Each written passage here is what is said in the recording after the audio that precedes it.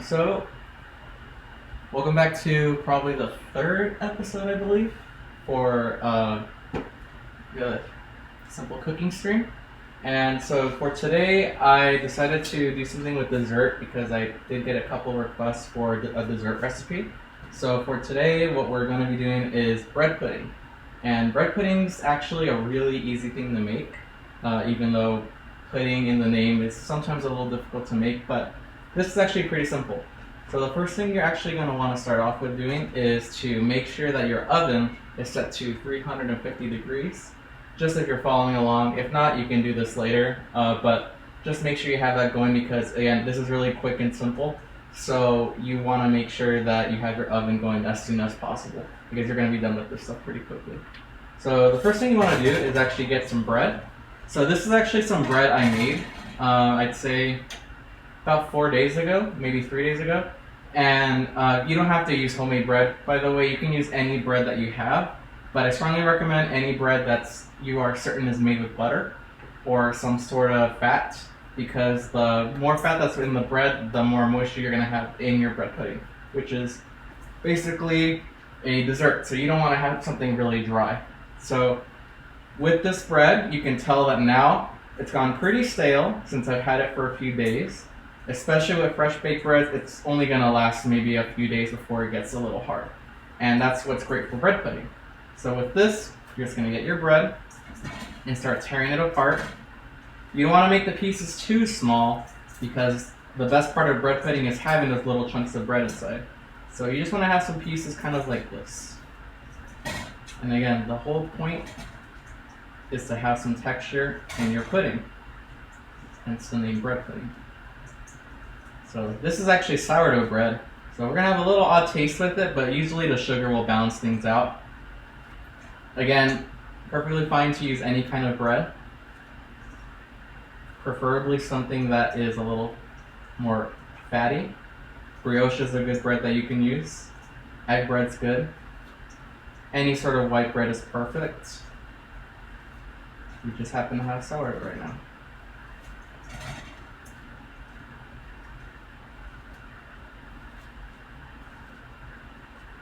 So we're going to keep that going. If you see anything a little big, just break it in half.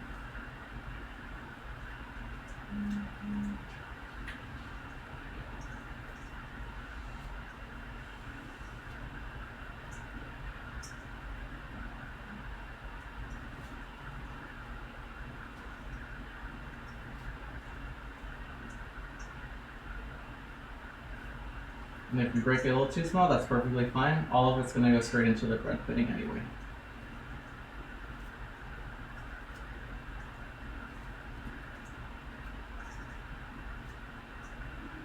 Alright, so now that your bread is broken into chunks, this is a relative size, something like this, or it can be a little smaller, it doesn't really matter.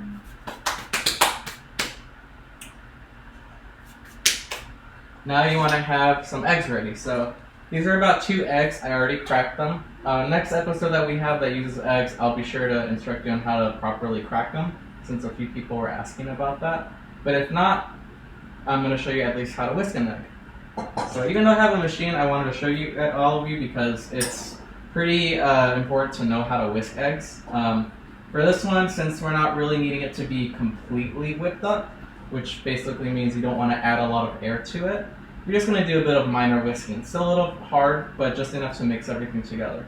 So with your whisker, you're just going to grab it. I usually hold in this hand position, so it's kind of like holding a pen. And you're going to get your bowl. If it's a square-like bowl, it's perfectly fine. You just want to kind of have something with high edges so you don't make a mess. And you have enough room so, again, it doesn't splatter everywhere.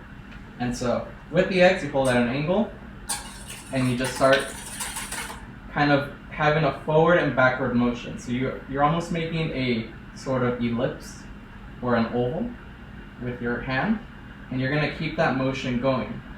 And while you're doing that, you're kind of going in a three-dimensional space. So it's not just, you're not spinning the eggs around, you're actually going to be kind of whipping them up and down. And the reason why I mentioned air again is that's what you're doing. You're kind of incorporating air while you're mixing it together. So you're not only mixing the eggs, you're incorporating air into it. That's why mixing it really has great benefits to it, because having more air in your eggs is going to come with a fluffier dessert or dish. And for this one, we don't need it too fluffy since it's pudding, so you're just going to do some quick mixing. So I'll start.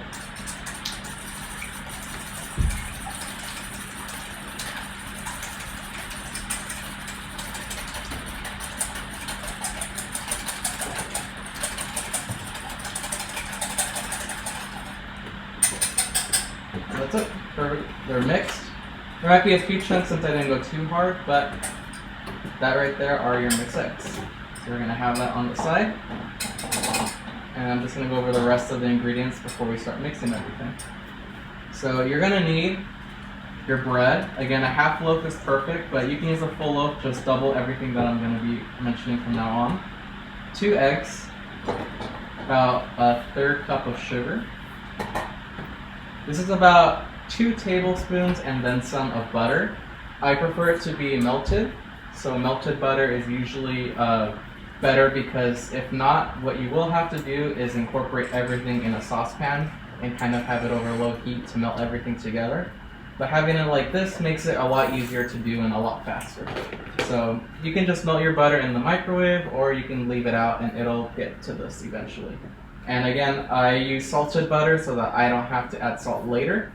But if you are using unsalted butter, in case you're not too keen on having salt, make sure you, again, 2 tablespoons and then just add salt to taste. I recommend it.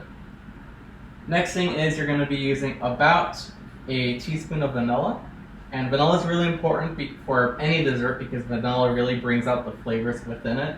You can tell when there's no vanilla in a dessert, it's going to taste a little flat. So use some vanilla. If you are allergic to alcohol or you're just unable to have any alcohol, you can use non-alcoholic vanilla. And it really, the only difference is it's more vanilla essence instead of vanilla extract. But they both have the same properties, and if not, you can use some kind of imitation vanilla. It works almost the same. I usually say go for the natural stuff. It's usually a much better product in my opinion. And this isn't usually part of the recipe that I use, but some cinnamon. I love adding cinnamon to my bread pudding, and you don't have to use only cinnamon. You can also use any sort of raisins, nutmeg, anything like that to kind of incorporate into your bread pudding. And you want to make sure that if you're using raisins or any fruit, the fruit should be dry. If you use anything wet, what's going to happen is your bread pudding is going to become more bread soup. So now that we have all this, we're going to go to our mixing bowl. So last time I mentioned that I typically use a mixer, and while last episode I made sure that I did everything by hand for making pizza dough, that was just to show you how to kind of make everything by hand in case it's too tough, since not everyone's able to kind of mix dough by hand unless they know. So this time I'm using a mixing bowl, and the only difference is basically for making the bread pudding, it's just mixing everything together just as I did with the whisk. So again, you're just whisking things together. This is just to kind of speed things up so that all of you can see the product pretty quickly. So if you ever use a mixer, you want to make sure that you put everything in the bowl first before you start mixing, because you're going to end up with a huge mess. So the first thing you do is you get your butter. And so again, I'm using about, you can use 2 tablespoons or 2 teaspoons, your preference. The more you use,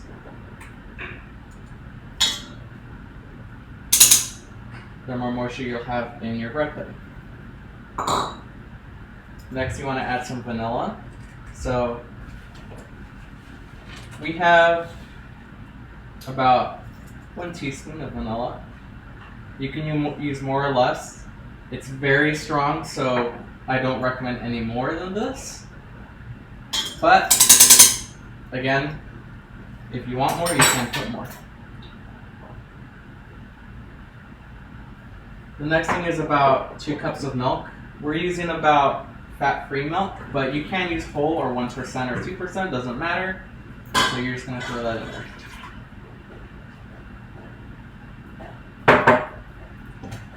And so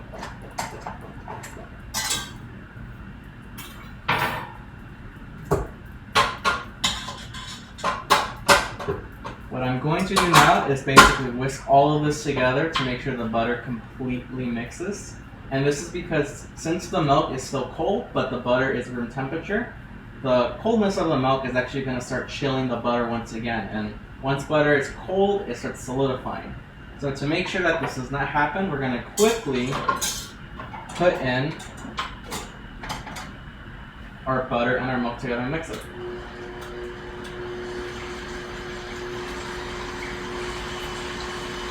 So you want to mix it at a pretty fast speed because you want to break up that butter as soon as possible.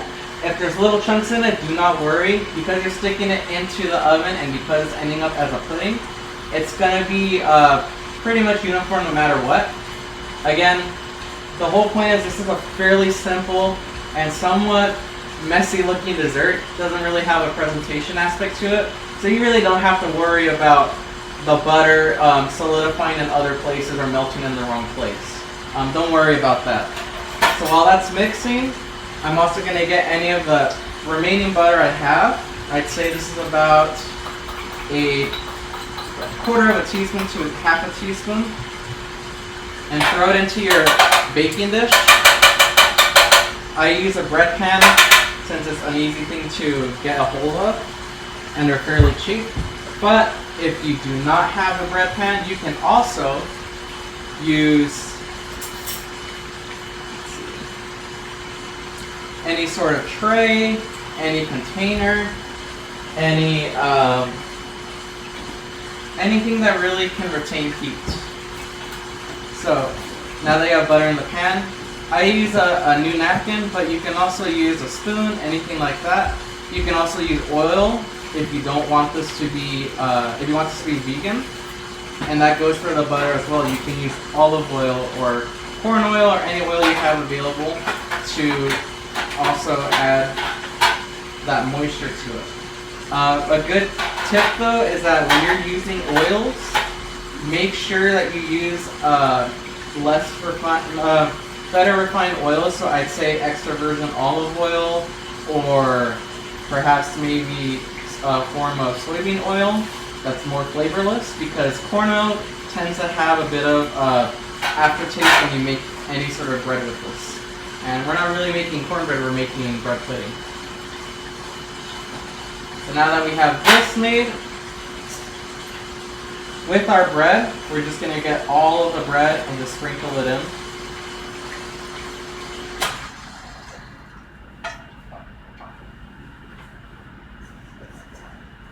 So again, doesn't have to look too neat. We're just kind of putting things in so we have chunks in the right places. Let's mix things a little less. Okay.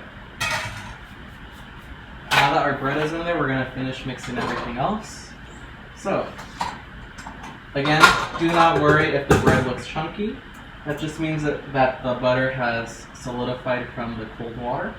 And again, that's perfectly fine. Now, what you want to do is add the rest of your ingredients. So, the 2 eggs that were whipped, you can throw it in there.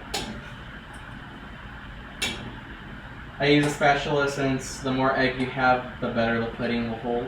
So I recommend using this little spatula, spoon, anything you have available to kind of just take the rest of the egg out. You can add extra egg to it, and what will happen is it's going to become more of a pastry. So it's basically going to solidify the entire bread pudding into sort of something you can hold with your hand. I'm more of a fan of something a little less thick, so I'm only using 2 eggs. We're going to add our cinnamon now, and I like adding a generous amount of cinnamon, but you can also use very little. And our 1/3 cup of sugar. Just sprinkle that in there. So again, we're going to get this ready for mixing. And again, if you don't have a mixer, it's perfectly fine. Just go ahead and whisk the way that I showed at the very beginning.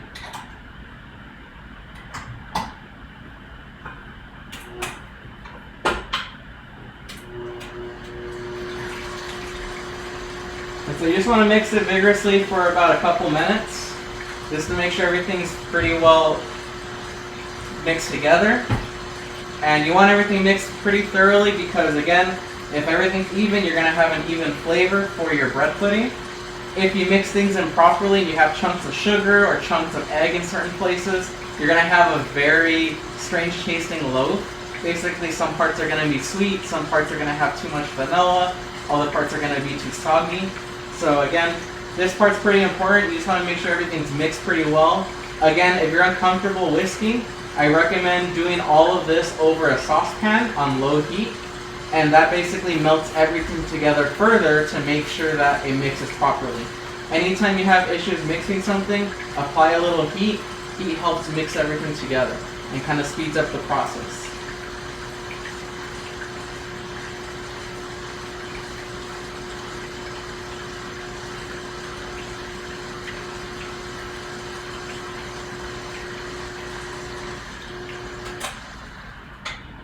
Alright, so now we have the bread pudding mixed up.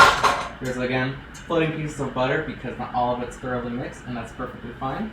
And we're just going to pour everything over the loaves as evenly as we can. We just want to get everything wet.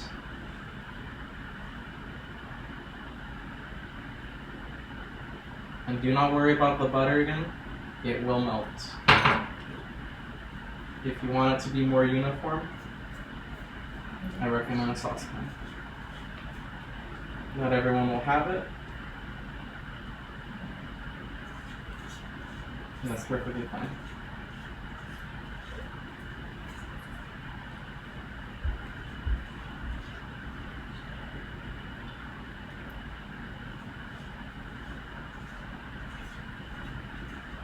And so the person that recommended this to me was by the name of Ugo. And I want to say thank you for the suggestion. It's very useful to have simple and easy to make recipes because not everyone's going to have all of the ingredients for a pizza or for tomato sauce at home. And so something like this is a lot easier to make. You just need butter, eggs, sugar, and some bread. You don't even need vanilla if you don't have it. It may taste a little more bland, but that's perfectly fine. So once we have the bread pudding, we're going to go ahead and make sure that the oven is completely warmed up. And we're going to put it in for about 30 to 45 minutes. So again, the whole point is you want to make sure that the egg has set. So you can have it on middle rack, low rack, or high rack, it doesn't matter. The higher the rack, the more singed the tops are going to be. But within 30 to 45 minutes, what will happen is you're going to have your custard setting, your pudding. So once the custard has completely set, I'd say check at the 30-minute mark. Once it reaches 35 minutes, it should be done, but depending on where you are and your oven, it may take as much as 45 minutes. Again, this is something you kind of want to check every now and then just to make sure that the pudding has set. And when I say set, basically it is a little jiggly, a little wobbly, but it's not falling apart on you. It's not a complete loaf that you just baked because it's not something solid, it's a pudding. So you want it to be in pudding-like consistency. If you want it to be more set and the tops you want to be a little more singed, what you can do is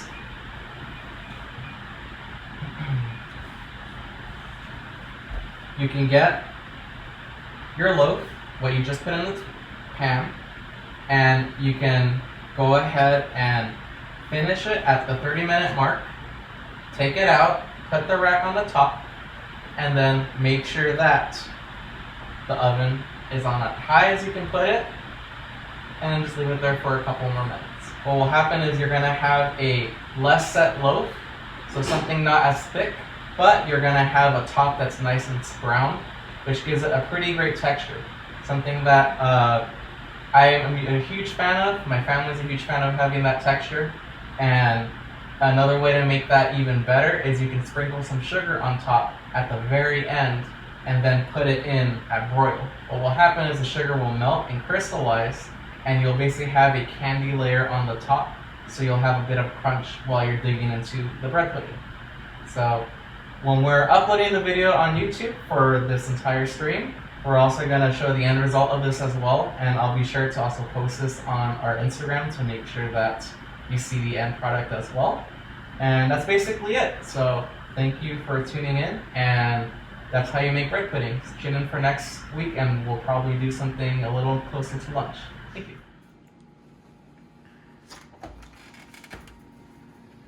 All right, there we go.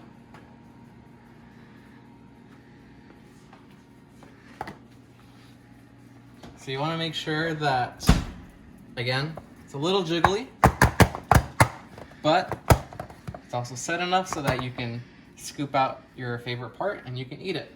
Now, one thing that I do want to mention is that while I did it like this because I enjoy a crunchy top to my bread pudding, a lot of people may want it to be a little bit more pudding-like, and to do that easily, instead of using 2 eggs, use 4 eggs, and make sure the bread that you are using, before we do anything with it, make sure you get all of your bread and soak it in the egg mixture for about an hour.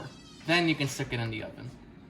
That will help the bread become very soft and you won't get this crispy texture on the top. Again, that's only if you don't want this texture. If you want it to be at this consistency and texture, the recipe I just went over is perfectly fine.